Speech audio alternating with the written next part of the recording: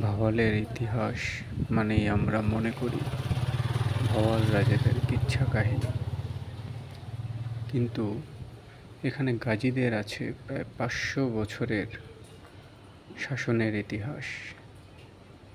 আমরা এখন দেখতে পাচ্ছি কাজী পালোয়ান শাহ মসজিদ, সেই গাজীদের যিনি প্রতিষ্ঠা করেছিলেন সেই পালোয়ান শাহ প্রতিষ্ঠাতা গাজীর নামে মসজিদ।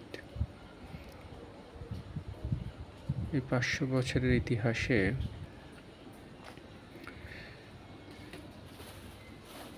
পরবর্তীতে যারা শাসনে আসেন তারা ছিলেন এই গাজীদেরই কর্মচারী বা সেরেস্তা। পরবর্তীতে গাজীদের অদূরদর্শিতা, শাসনতান্ত্রিক দুর্বলতা এবং সেই কর্মচারীদের কারণে এই জমিদারি হাতছাড়া হয়।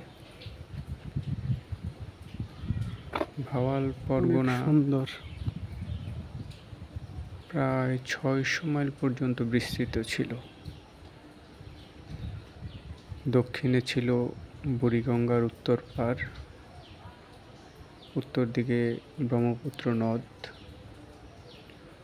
পূর্বে ছিল শীতলক্ষা, পশ্চিমে তুরাগ। তার আগে এখানে পালেদের শাসন এবং প্রতাপ রায়, প্রসন্ন রায় রাজ্য পরিচালনার তথ্য পাওয়া যায়।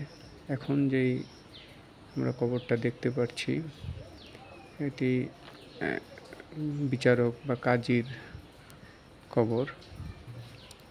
খুব সুন্দর পরিবেশ, এখানে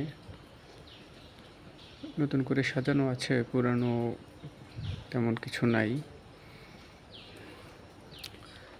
তো সামনে যেই আমরা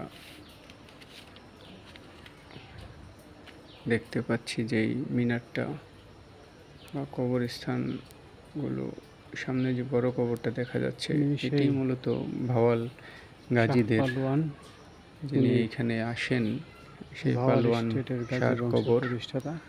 ধারণা করা হয় তিনি 13 শতকে পারস্য অথবা তুর্কি এই অঞ্চল থেকে দিন প্রচারে এখানে আসেন এবং এখানে একটি খানকা গড়ে তোলেন।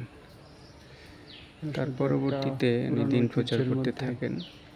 পরবর্তীতে এখানে রাজাদের যে কোনো একজনের সাথে একটি যুদ্ধ সংঘটিত হয়।